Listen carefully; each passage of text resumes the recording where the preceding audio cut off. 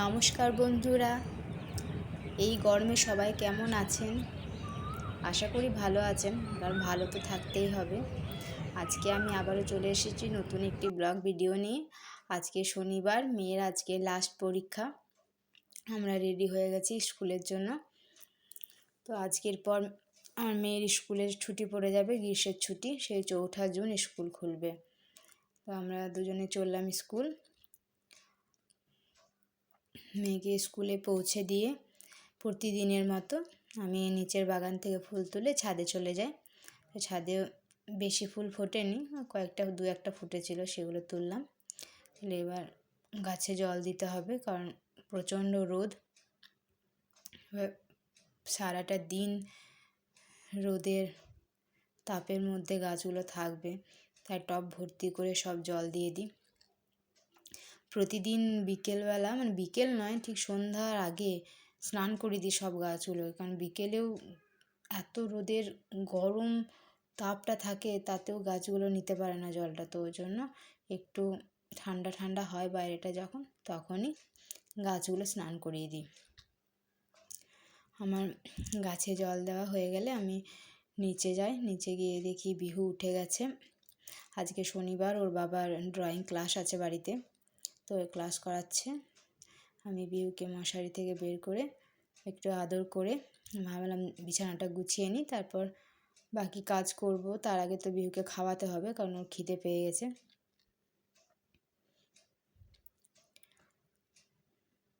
তো ওকে আদর করে খাবার রেডি করলাম। দুধ কর্নফ্লেক্স একটু রেডি করছি ওর জন্য। দুধটা গরম করা হয়ে গেছে, দুধটা এবার ঢেলে দেবো এর মধ্যে।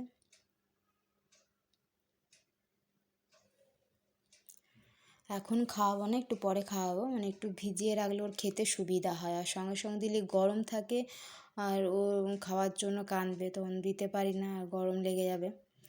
এবার ওকে দুধ কর্নফ্লেক্সটা ভিজিয়ে দিয়েছি। এবার রান্নাঘরটা একটু পরিষ্কার করে নিলাম। কিছু জিনিস এনেছিল, সেগুলো কৌটোয় ঢেলে ওই জন্য পরিষ্কার করলাম। আমি টাকা গুনছিলাম, কারণ আজকে রং মিস্ত্রি দাদা এসেছে বাকি টাকাটা নেওয়ার জন্য, কিছু ডিউ ছিল। তো আমার বরের কাছে টাকা ছিল না, আমি আমার কাছ থেকে নিয়ে ক্লিয়ার করে দিলাম, কারণ এত রোদ গরমে এসেছে এত দূর থেকে। তার বিউকে দুধ কর্নফ্লেক্সটা খাইয়ে দিলাম। ও তো বেশি খায় না, একটু খেয়ে ওর হয়ে যায়, পুরো পাখির মতো খায়। ওকে খাওয়ানোর পর আমি ঘর ঝাড় দিয়ে নিলাম।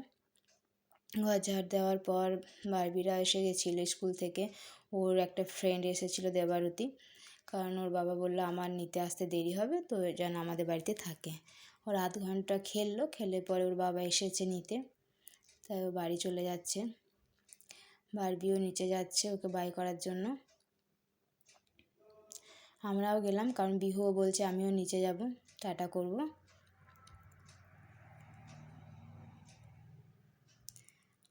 বারবি বলছে বাবার এই নিচে কি গরম।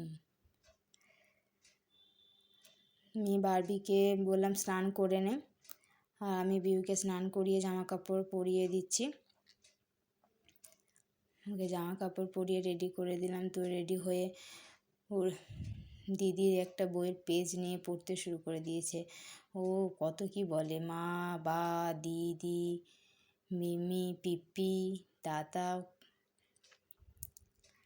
ও বলে বলে পড়ছে। আমি জানলায় পর্দা লাগিয়ে দিচ্ছি, কারণ এত রোদের আঁচ আর গরম হাওয়া, কিন্তু পর্দা সরিয়ে দিচ্ছে। তারপর আমি স্নান করে কাপড় কেচে ছাদে চলে গেলাম জামা কাপড়গুলো মেলতে। বাইরে প্রচণ্ড গরম হাওয়া বইছে, পুরো একদম লু বইছে।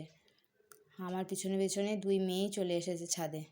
আমি বলছি কেন এলি তোরা, তোদের লু লেগে যাবে। তো ওরা বললাম যে ঠাকুর ঘরে বস তোরা। আমি জামা কাপড়গুলো মেলে নিই, সকালবেলা ঠাকুর ঘর পরিষ্কার করেছি। তো এবার ঠাকুরকে একটু পুজোটা করে নেব।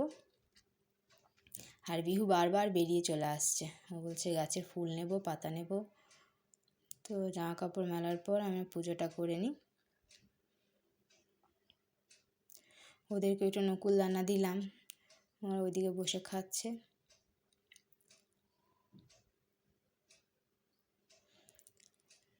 আজকে বেশি ফুল নেই, কারণ নিচের বাগানে মাত্র 5টা চন্দন জবা পেয়েছি। 4টে বড় গোলাপি জবাগুলো ফুটেছিল, ওটা আমার শাশুড়ি মা তুলে নিয়ে গেছে। আর ছাদেও বেশি ফুল ফোটেনি, দুটো গোলাপি আর এই হলুদটা ফুটেছিল।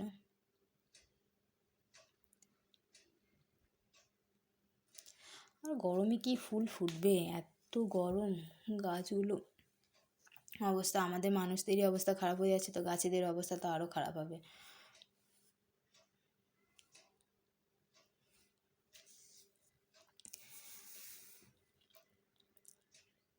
আমাদের এখানে মোটামুটি 42 বা 43 ডিগ্রি তাপমাত্রা চলছে। এত গরমে খুব কষ্টকর অবস্থা। আমরা তো বাড়ির ভেতরে থাকি, যারা বাইরে কাজ করে তাদের তো অবস্থা আরও খারাপ হয়ে যাবে।